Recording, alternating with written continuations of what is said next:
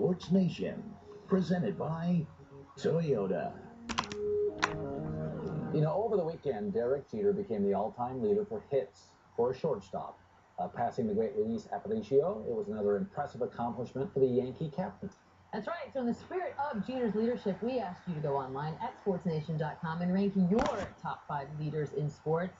You logged on, you voted. Here are your power rankings. And remember, you guys voted for these, so don't get mad at us if you don't agree. Number 5, LeBron James. Well, it's hard to quantify if he's a great player or a great leader, but I would say this.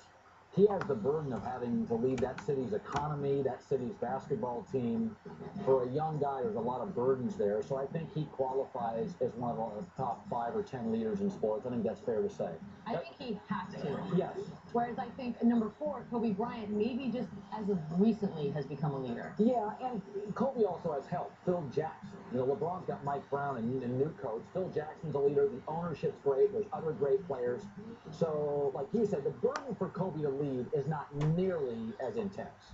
All right, I don't know about this next one, but I know if I say anything bad, I get in trouble around these parts. Number 3, Tom Brady. Great leader. He's taken less money to allow the Patriots to go after other players.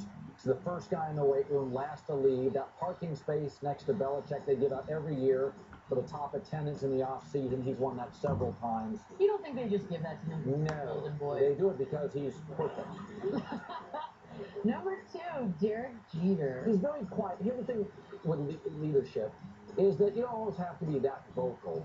You know, he's a guy that does it on the field, does it by playing every day, playing through pain, very big and crucial spots. He and A-Rod had their issues. He didn't have his back a couple of times, which I'm not a fan of. Whether you like A-Rod or not, you should have somebody's back. And he got called out for it as a leader. And Peyton Manning, number 1. You know why I like Peyton Manning? He's not loved by everybody in that locker room. The great leaders. Leadership starts with the truth. And if you tell the truth, not everybody's going to love you. Manning's never been afraid to say things that offend people.